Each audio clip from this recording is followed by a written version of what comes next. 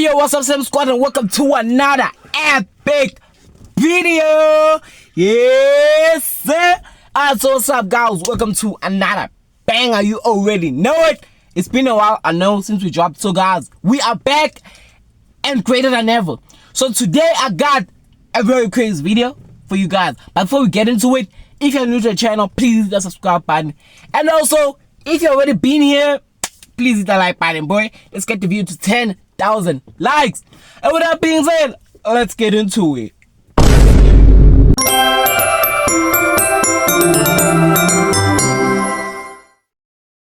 Also, guys, don't mind, that was my little brother. For some reason, I don't know why he was poking through the window. But alright, so today we're gonna be diving into the deep secrets of cartoons that we all watch. I know, it's crazy. So let's check them out.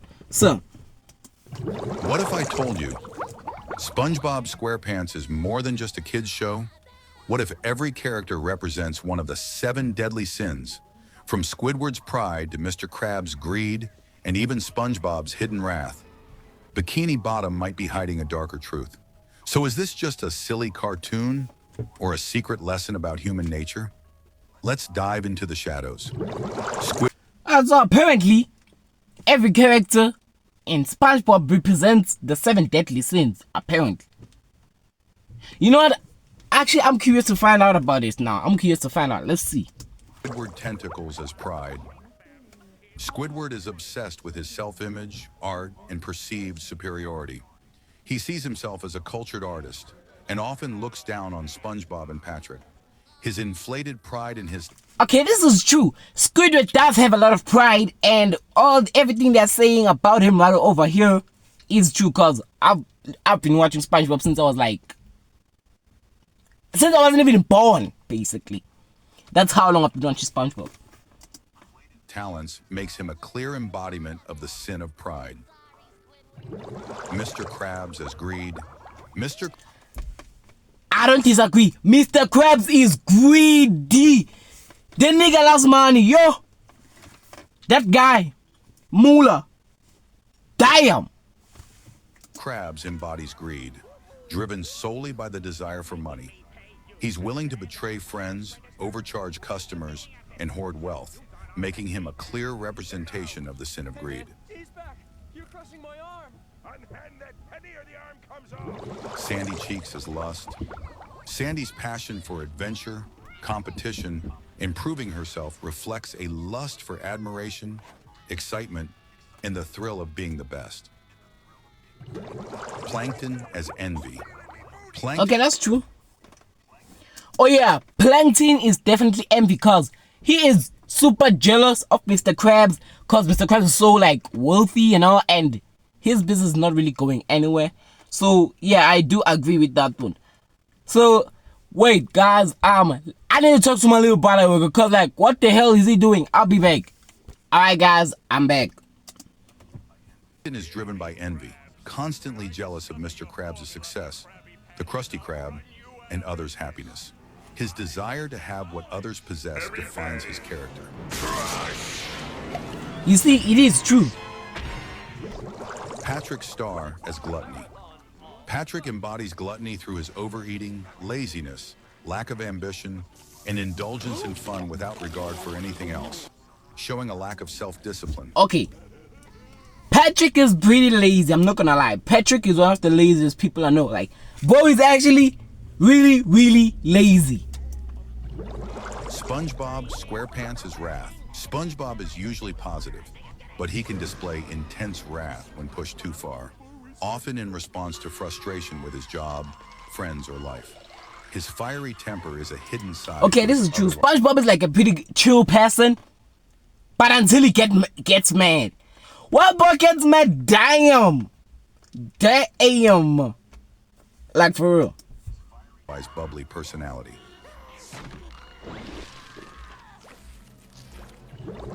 Gary the Snail as Sloth. Gary embodies sloth with his lazy, low-energy lifestyle, often napping and lounging around. Despite his intelligence and occasional playfulness, he shows little effort, reflecting... Okay, this is also true, actually. These are all pretty accurate if you ask me. These are all pretty accurate. So let's check out some other secrets that you didn't know about. Well, not especially SpongeBob, but like, you know, like also a other couple. Wait, guys, I can't find the video. Oh my god! All right, I think I found this. This it? Yeah, this is it. All right. Let's see it. Did you know Dora might actually be blind? Throughout the entire Dora is blind? Okay, don't ask me how I know Dora the Explorer, cause like, okay, I used to watch it with. Actually, I didn't used to watch it. Like my sister used to watch it, and then like I would come and just, you know, glance. Just glance, you know, not to watch, but like glance. So like, that's how I know it. Dora the Explorer series, she never truly looks at the things she talks about. Okay, this is true. Dora might be blind because from what I remember, she never really looks at the things that she like talks about. Like as they're saying over here.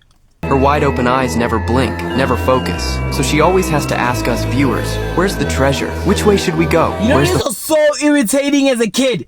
When you're watching and then they be asking you, like, this is supposed to be entertaining, but for me it wasn't. Because they be asking me, like, where is, let's say, the backpack? Where's the backpack? The backpack is right there.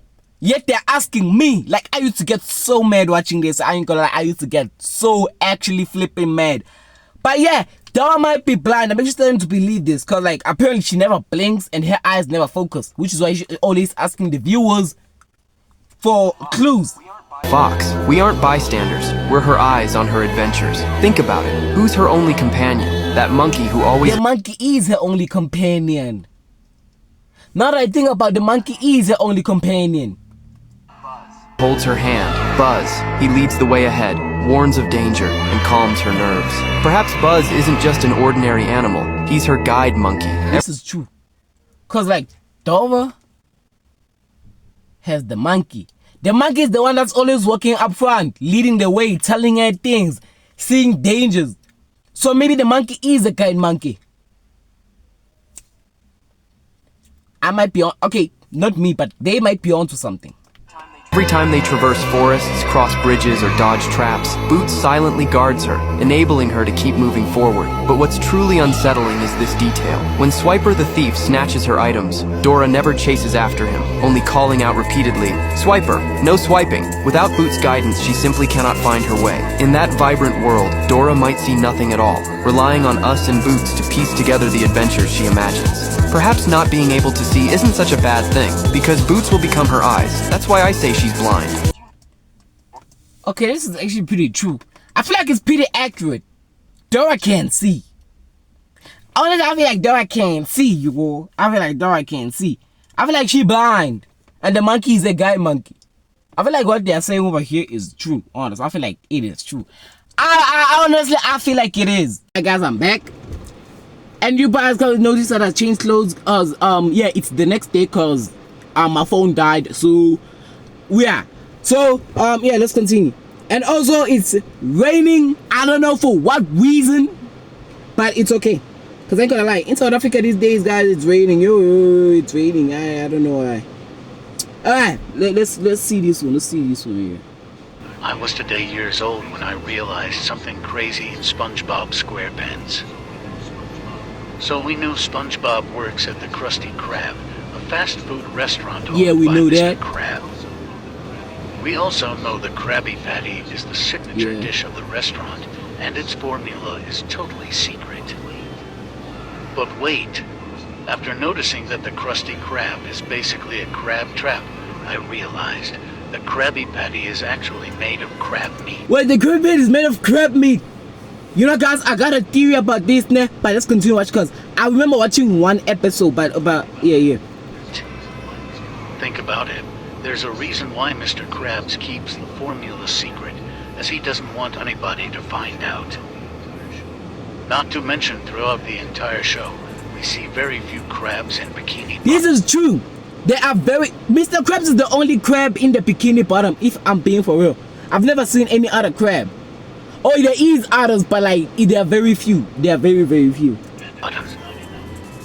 And if that's not enough, here's what Mr. Krabs says in one episode. This is the episode I'm talking about. I watched this episode, I remember it. Bro, Mr. Krabs ate a Krabby Patty and he took a bite and it was like, oh, so that's what it tastes like. And since Mr. Krabs is a crab, that means he is making Krabby Patties out of crabs. Bro is cooking family for richness. This nigga's greedy. This nigga's actually greedy. So that's what I taste like. Now I understand why it is called Krabby Patty. Yeah, that's why it's called a Krabby Patty. Now I get, okay, I did like have this like theory in mind, right? But like, I ain't gonna lie, Mr. Krabs is crazy. Mr. Krabs is actually crazy. Bro is cooking out of crabs, literally, to get rich, to make money. Nah, boy, I ain't gonna lie. That's insane. Yeah, that's actually insane. And it's true. He is cooking out of crabs, man. He is. Let's see this one about Mr. Bean. Not my internet just taking the whole year to load this shit, boy. Bro, what? How am I stuck watching somebody's live? Bro, what happened? What did I do? Guys, my ears kind of clogged up too. Did you know why Mr. Bean doesn't have kids? Because in the show, Mr. Bean is already old and doesn't have a family. And he only lives with a random angry grandma, and his only real companion is his teddy bear. And he always talks to it and even feeds it like it's part of his family. But here's the disturbing part. The truth is, some believe Mr. Bean actually had one child, but his child died from cancer, and that was the only family he ever had. After losing his kid, Mr. Bean slowly lost his mind, and that's why he acts so strange and weird all the time. The craziest part is. But before that, like and subscribe if you used to love this show, because the teddy bear might actually represent the son he lost. That's why he feeds it, plays with it, and treats it like his own child. Okay, it's actually pretty crazy, because like, okay, it could be true, because they say Mr. Bean doesn't have kids, because he's already old and like, type shit. And then, like, he used to have a kid, but his kid died from cancer. And then now, that's what the only family he had. So that's why he lives with an angry grandma. Mind blowing, I ain't gonna lie, mind blowing. And also, apparently, the teddy bear that he always has, like, maybe it was like his kids. So that's why like he plays with it, you know, feeds it, treats it like a child basically. I ain't gonna lie, that's kind of crazy. That's kind of crazy. All right, let's see this one.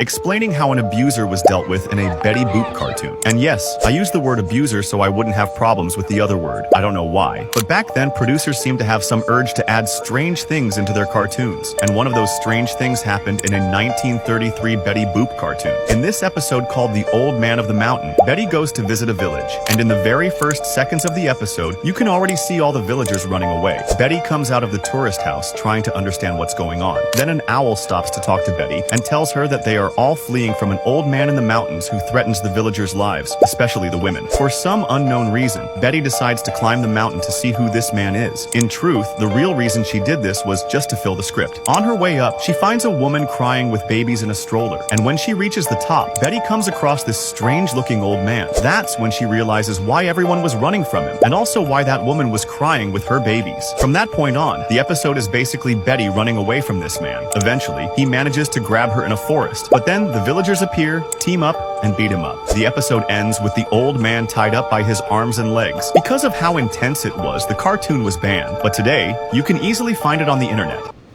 Okay, that's just crazy. You know, I don't even got a comment for that. I ain't gonna lie, I don't even got a comment for it. Alright, so here's another SpongeBob one. Did you know what those flowers are in SpongeBob? Because many of us think they look like clouds, but that's not really true. Because those flowers, I mean the colorful ones, they're not clouds. And in one episode, you can actually see them getting covered by real clouds. And if you remember the surfing episode, there are clouds in SpongeBob. Wait, but then, if those flowers are the clouds, then what are they? Because now I'm kind of confused. But those flowers aren't them. Here's where it gets disturbing. But like and subscribe if you love SpongeBob, because those flowers are actually oil pollution. And yes, the colorful flowers floating in Bikini Bottom are a hint at real environmental damage. Oh, so they're apparently all pollution. Well, I didn't know that. So those flowers are apparently all pollution. I'm not gonna lie, I didn't know that. But yeah, guys, that's gonna have to be it for this video. And guys, it is Vlogmas. Yes, sir. Yes, sir. I'm gonna see you guys on the next video. Peace.